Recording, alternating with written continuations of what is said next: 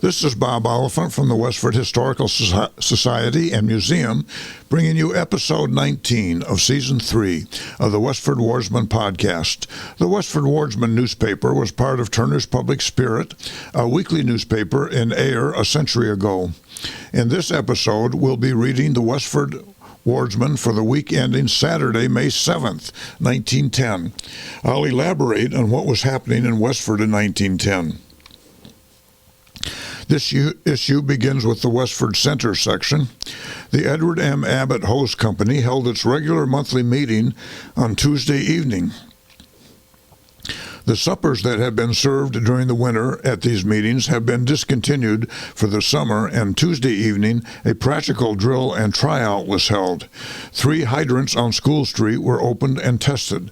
The members afterward adjourned to their headquarters, and the annual meeting with elections of officers was held with the following result: J. Herbert Fletcher, Captain; Leonard W. Wheeler, First Lieutenant; Edward M. Abbott, Second Lieutenant; Peter Clement, Steward; Aaron Tuttle, Treasurer; William L. Woods, Alec Fisher, and Oscar R. Spaulding, Standing Committee.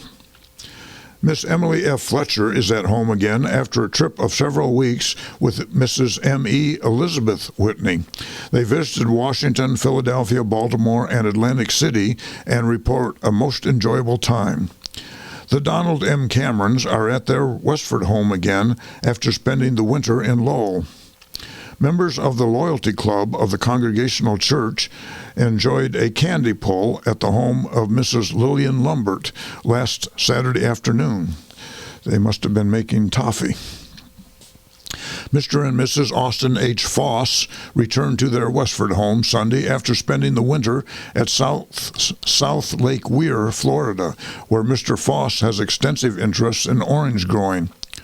Reverend C.H. Wheeler of Brockton gave an illustrated lecture on Salem witchcraft last Friday evening at the Unitarian Church. The proceeds were for the benefit of the Academy and will be used to purchase new pictures. At the regular monthly meeting Tuesday evening at the Congregational Church, C.R. Brown, a missionary, was present and gave an account of his work among the sailors at T Wharf. That's the letter T, Wharf, Boston, in which work he has been engaged for many years. T Wharf ran off of Long Wharf toward the north, ending in a T about where the Chart House restaurant is now located. At least I think it's still there. It has long since been filled in and built over. Members will please remember that the Tadmont Club Social will take place May 17th, 1 week later than the date given in the calendar. It will be held in the vestry of the Congregational Church at 3 o'clock. This year, the social will be limited to the members only, aside from those who have helped in the season's program. This arrangement is from no lack of cordial and hospitable intention by the club, but the membership fee is so modest that the sum at the disposal of the committee for the social is inadequate to making it a guest afternoon, and it was deemed best not to levy an assessment. The farmers of the town are invited to examine the new Encyclopedia of Agriculture, which has recently been added to the library. The work is highly endorsed, being edited by the well-known authority L.H. Bailey of Cornell University. Each subject is treated by a specialist in that department. The books are too large and expensive for circulation, but it is hoped that they will be often consulted and that many of the taxpayers will find them useful and consider their money wisely used. This was the Encyclopedia of American Agriculture, a popular survey of agricultural conditions, practices, and ideals in the United States and Canada, and was edited by Liberty Hyde Bailey. It was published in New York by the Macmillan Company in 1909 and 19. The next paragraph is called, or several paragraphs, is called In Operation Again. It looks good to the residents to see the cars in operation again between the center and Brookside. Of course, these are the trolley cars. There seems to be a well-defined purpose on all sides to make the next 6 months, which is to be a test, a justification of the decision of the railroad commissioners. The cars started operation Monday with a modified schedule which employs one set of men. The motorman is John Sherlock and the conductor Walter F. Cutter. The first car leaves the terminal at 7 o'clock, connecting with the early train at Brookside, and after that at quarter before the hour throughout the day until quarter before 6, with the exception of a 2-hour interval in the afternoon, or in the forenoon rather. The quarter before 10 and quarter before 11 are the trips omitted. The last car leaves Brookside for the center at 6:05. This schedule makes excellent connection with the Boston and Maine trains, with the exception of the second morning train, which requires a wait at Brookside. This is offset by accommodating the school children, the transportation of which amounts to much more than possible passengers for the trains. Sunday, the car will leave the center at 7:45 a.m. and at the quarter of each hour thereafter until and including 5:45 p.m., with the exception of 11:45, which trip will be omitted. The car will leave Brookside at 8:05 a.m. and at 5 minutes past the hour thereafter until and including 6:05 p.m., with the exception of 12:05, which will be omitted. The schedule gives 10 round trips each day. Motorman Sherlock and conductor Cutter are to make their home in this village, that is Westford Center, and have moved into O.R. Spaulding's vacant house on Main Street, the Cutter family downstairs and the Sherlock family upstairs. This seems to imply that the trolley car would be left on the Westford Common overnight, but I'm not sure that was true or not. Next, we have the About Town section written by Samuel L. Taylor. Tuesday, the body of William Arthur Mills of Lowell was brought to town and buried at Fairview Cemetery. Mr. Mills had been working for a number of years in the Nichols Foundry in Lowell. He died April 30th and leaves a wife and 3 children and several relatives in this town. A mother, Mrs. Hugh Mills, a brother, Herbert Mills, and a sister, Mrs. E.A. Carter, and in Millricka, another sister, Mrs. Condry.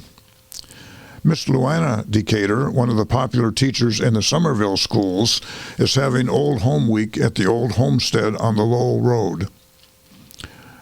Bert Decatur, who has spent 2 years in California, was in town this week, calling on the friends and scenes of his native town.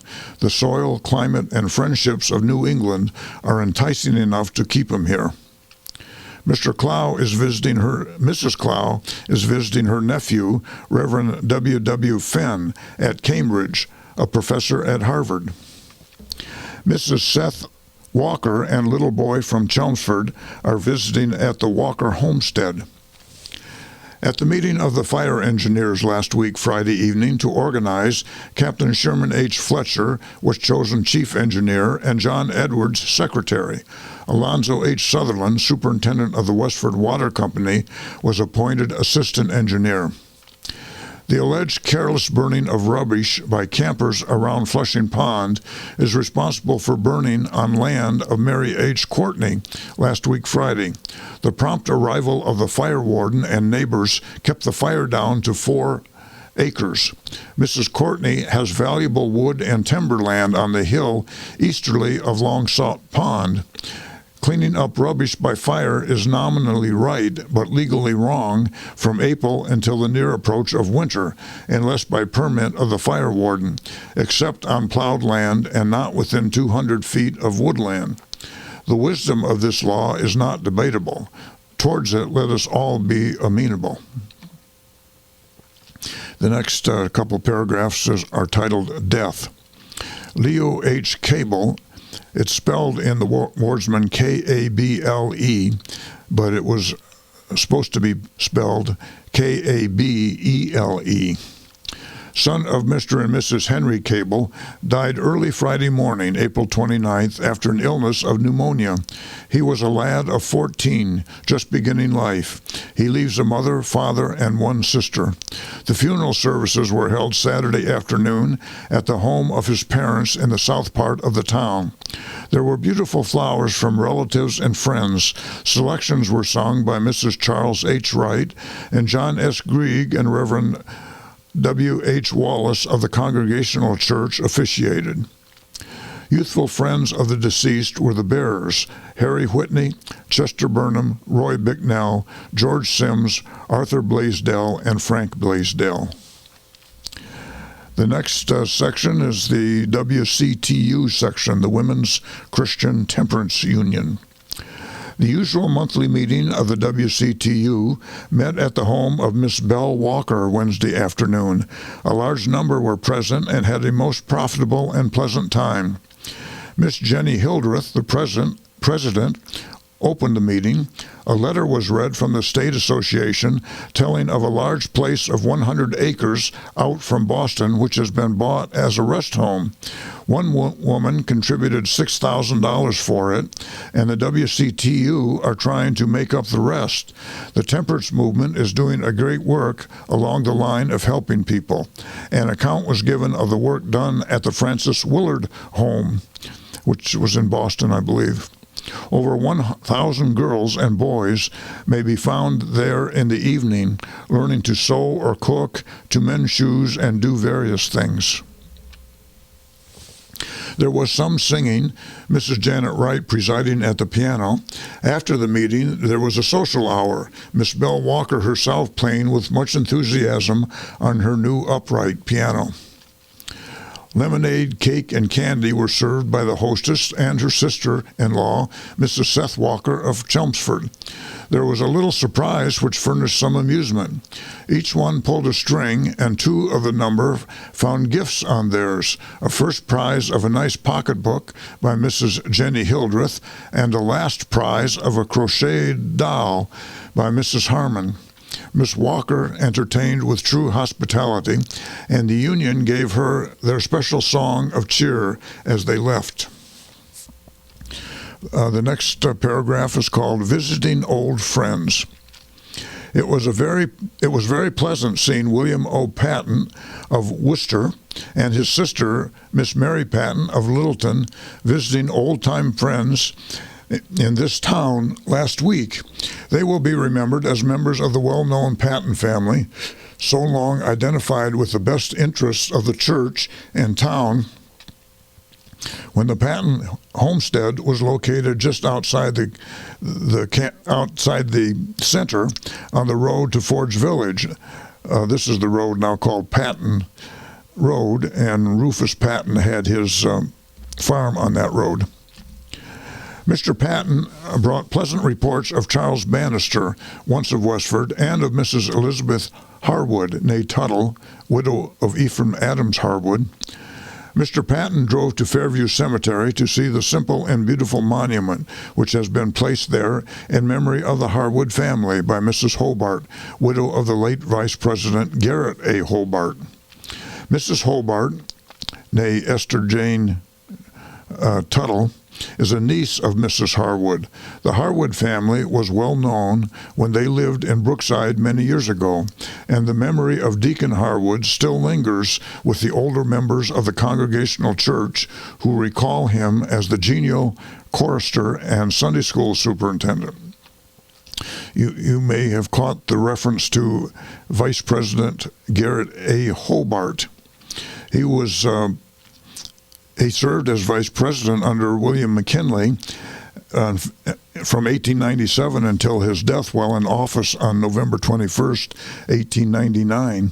He married Esther Jane Tuttle of Paterson, New Jersey on July 21st, 1869, and she often performed the duties of First Lady because Mrs. Ida McKinley, the president's wife, suffered from epilepsy. Who knew that we had a vice president of the United States buried in our cemetery? Nathaniel Decatur Jr. met with a painful accident last week while traveling by bicycle near Chelmsford Center. Some portion of the machine gave way, which caused the rider to give way. The accident was 9/10 painful and 1/10 serious. It was a very showy affair owing to the cutting of a small artery. Young Nat is employed with Boutwell Brothers Hardware in Lowell. He will handle no hardware for a few weeks. The next section is called Annual Meeting. At the annual meeting of the First Parish, held in the Unitarian Parlors, H.V. Hildreth was chosen moderator, and the same officers were elected as served last year.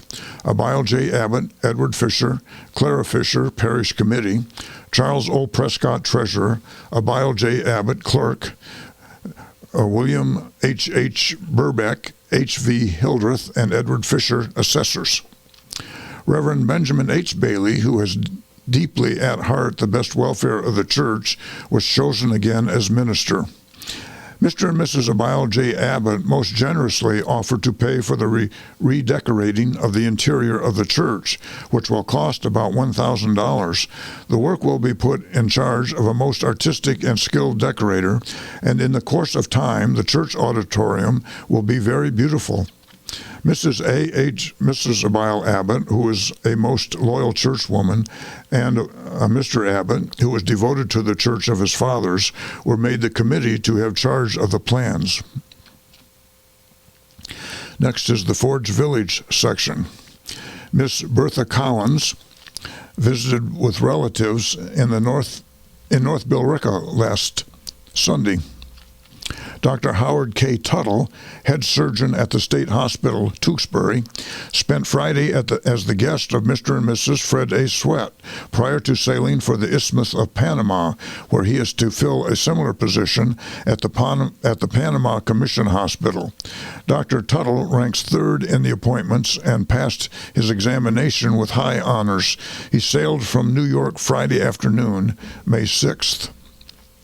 Reverend Thomas L. Fisher will attend the convention of the Brotherhood of St. Andrews, which is to be held in Worcester on next Sunday, May 3rd.